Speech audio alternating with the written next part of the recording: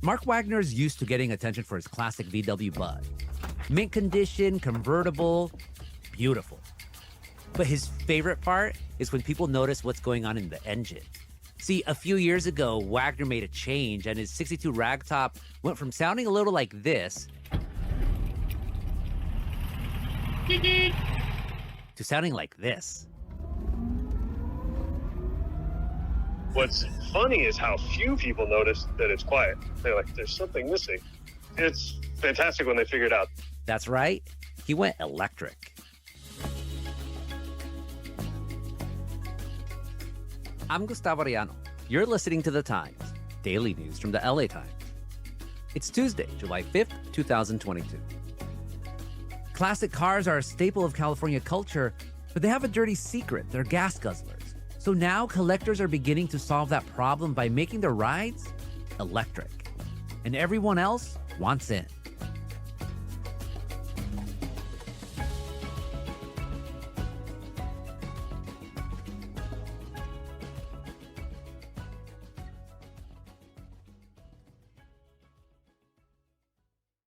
Everyone wants an EV these days. Gas prices, the whole global warming thing, and just also because they're cool, you know?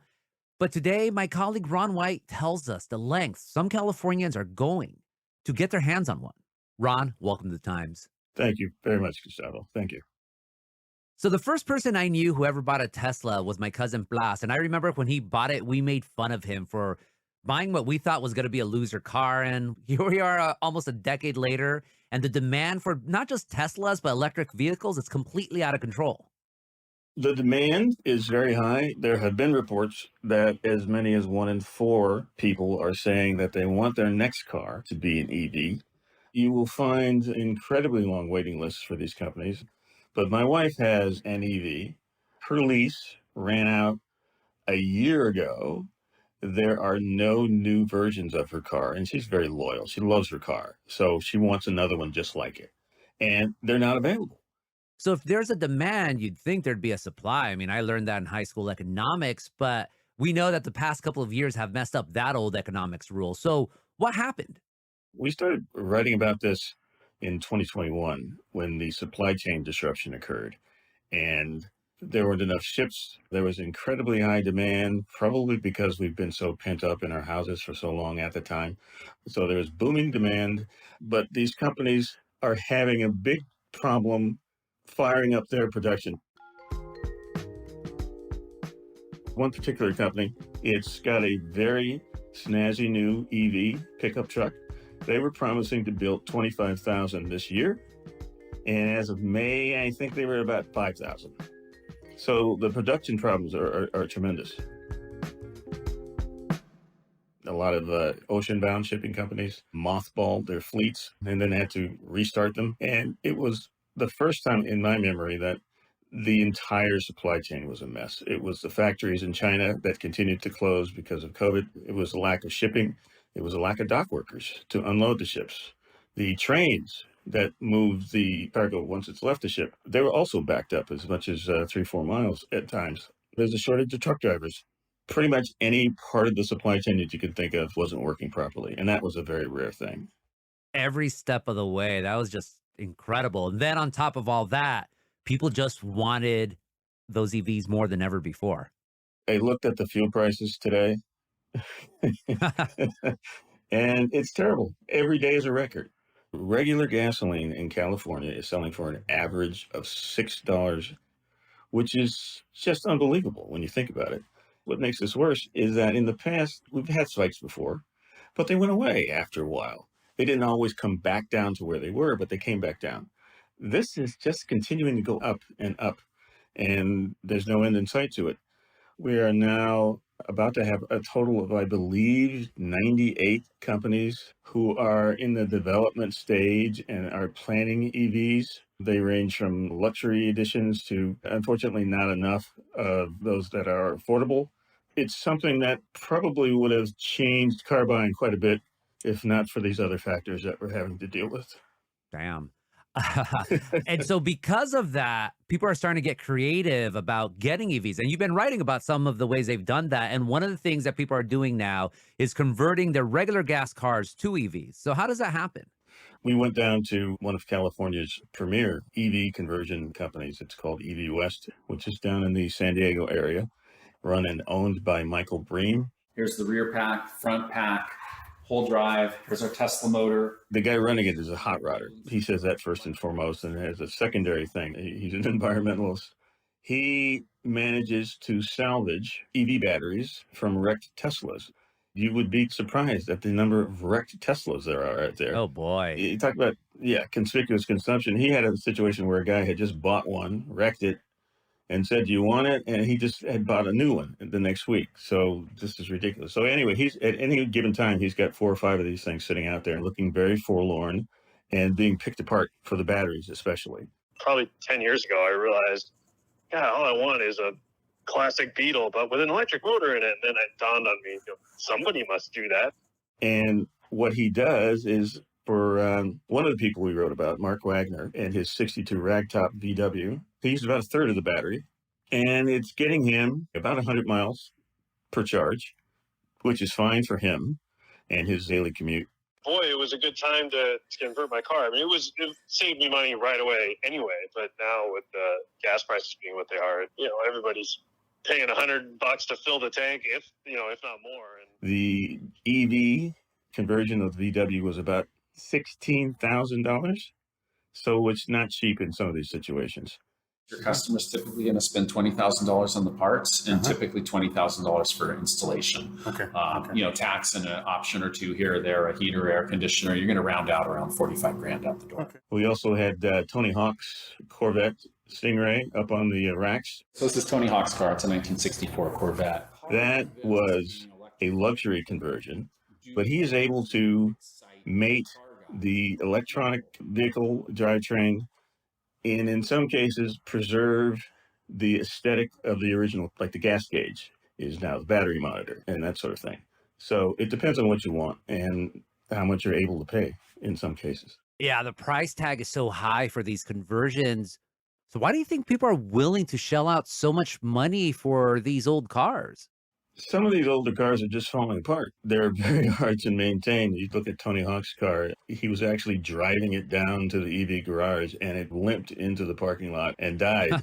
He's saying, "This is why I'm here." So part of it is to preserve the ability to continue to enjoy the cars without worrying about breaking down in the middle of nowhere.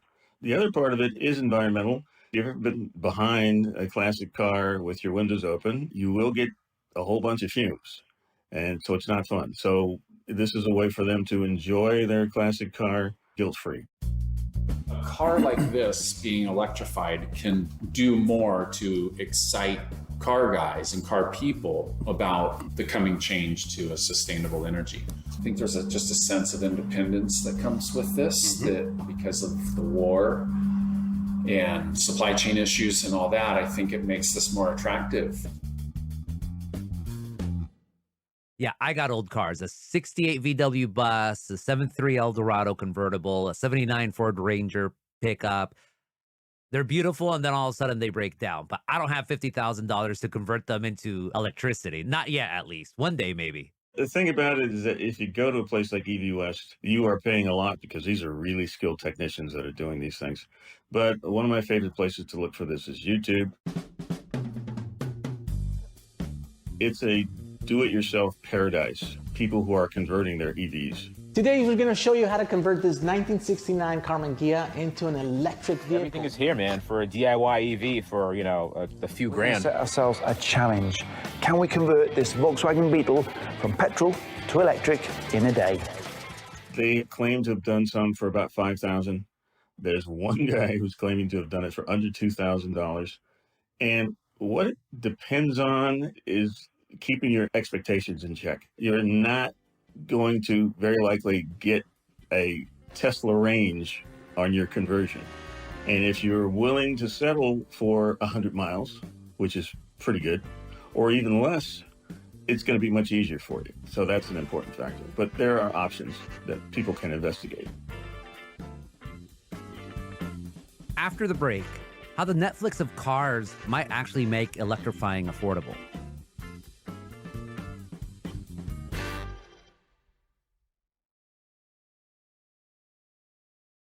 Ron, not all of us are gearheads. Not all of us know how to navigate YouTube, even me.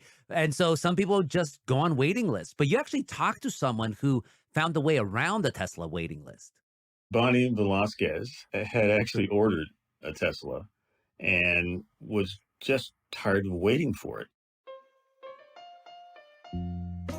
I had decided that I wanted a Tesla specifically because I commute. So at the first of the year, I ordered one through Tesla. And there's a wait. It's very hard right now for people to get cars. And she heard about this company called Autonomy. She thought it must be a scam throughout the whole thing. She just didn't believe this. When she called, they said, "We need your driver's license. Do you need anything else?" No. They got back to her in a day and a half and said, "Okay, your car, your Tesla Model 3 is ready. Come get it." So I scheduled it the very next day on the app. I just clicked the button, pick it up the next day, 9:30 in the morning, and we drove out there. She's still not really believing this. She went down with her husband. She's told to go to a parking garage in Santa Monica, which is just fueling her ambivalence about this whole thing and thinking that this is crazy. We pull in, and there's these two guys standing there with all the Teslas in at first. And I told my husband, either we're getting scammed or whatever. We're going to figure it out, but it'll be worth it. Because if this is a real thing, this is a really good deal.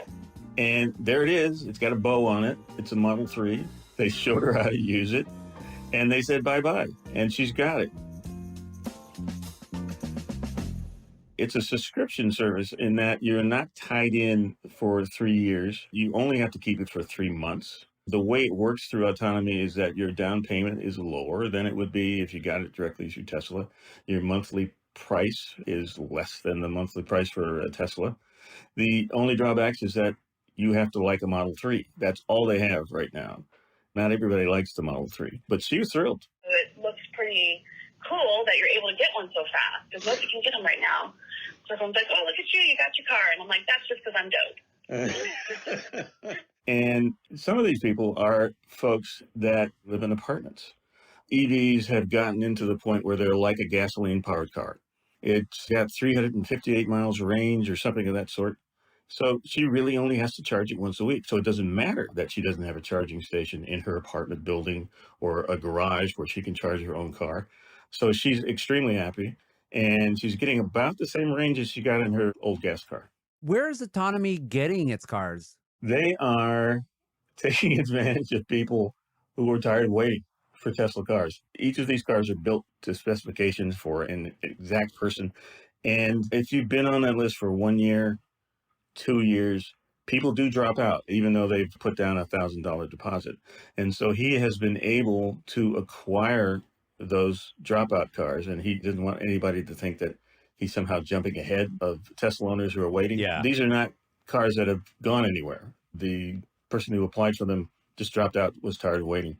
And so he has been able to acquire these at the manufacturer's suggested retail price. And the thing about EVs is that, unlike any other car, which has begun to depreciate as you drive it off the lot, these things are appreciating. So he figures that he'll have this car out there for 3 years, and it'll probably be worth a substantial amount of money. So that's how his business model actually works.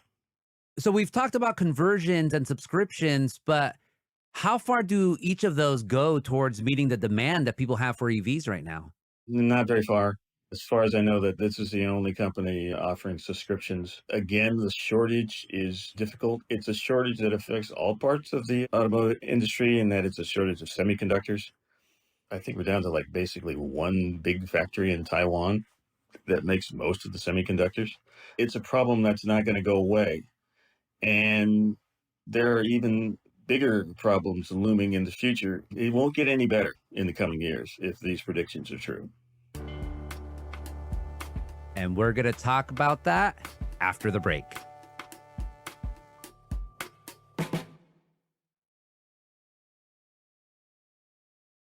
Ron, you hinted at problems of getting EVs in the future. What would actually take to get every American who wants one into one? And how likely is that going to happen? I was hoping that at some point I'd be able to see some improvement, that they're catching up and so forth, but they keep developing new problems. So we talked about the semiconductor shortage. That's something that affects the entire automotive industry. But we are now having forecasters and EV car companies talking about the fact that there will be a quote-unquote severe shortage of batteries for these cars within the next 3 years. It's hard enough to start a car company as it is, but when you also have to add to it the fact that you're going to build a factory to make batteries, which is what one car company is doing, that adds a lot to their cost. There is a shortage of lithium, which is the primary component to the batteries. You've got Elon Musk, who teases about a lot of things, but one of the things he's teasing about right now is that he's going to go into mining to mine his own lithium in order to have an actual supply. That's something that's going to change things a little bit in terms of affordability, in terms of access to supply, and it's going to drive prices up so that the car you may have thought you could afford 3-4 years from now, it may be still pretty high in terms of costs. What does that do then for states like California who are saying we're going to have 35% of our vehicles be EVs by a certain point? We're going to outlaw new cars that have combustible engines. Does that then mean hydrogen cars are going to go up? Other different types of fuels are going to start happening? It's not going to be something that they're going to be able to reach. It's a great idea. It's a very lofty plan, but they won't be able to meet those goals if there isn't enough supply in terms of vehicles. Some of my colleagues on the Times have written about hydrogen and the real pain it takes to sometimes find a station that has it. Heat affects these things somehow. They can't pump it. So hydrogen is still very far away from being a common source for this sort of solution. I don't predict things, but it sounds to me that this is going to be very difficult. These goals, which are great, they're going to be very difficult to reach. Finally, Ron, this impacted market seems, as you said, going to be with us for a long time. And when there's something that you want that's unavailable, you eventually settle for something else. So what has this shortage of EVs cost us? Every time there's been a fuel crisis in the past, you've seen people respond to it by finding more efficient vehicles. Back in the 70s, that's what happened to the transition to Japanese cars because they were smaller, lighter, and more efficient. It's really hard to get people to trust the idea of EVs. But when prices are high, they're willing to take a chance. I had a guy who has never driven anything but a big, strong, powerful pickup truck. And he just took delivery on a Tesla Model 3. That is not very common. If you live in California like we do, it's very misleading because the adoption here is quite big. But around the rest of the country, it's not so much. It's about 8% of actual drivers. But if you want to look at countries that are really ahead of the game, Germany, 1 out of every 4 drivers are driving some kind of a plug-in hybrid pure EV, which is something amazing. It just shows you how much farther ahead some countries are compared to us. And we're very far behind, unfortunately. Now the demand is there. The urge to get away from these gas prices has never been stronger. But with all of these supply problems, it continues to be a missed moment, even as the demand for EVs is only going to get higher until these prices start to go down. The nice thing is that you've got a tremendous number of hybrids that are getting 45, 50, sometimes more per gallon. They're going to have to revert to some of those things until some of these problems sort out, I think. Ron, thank you so much for this conversation. Thank you for having me.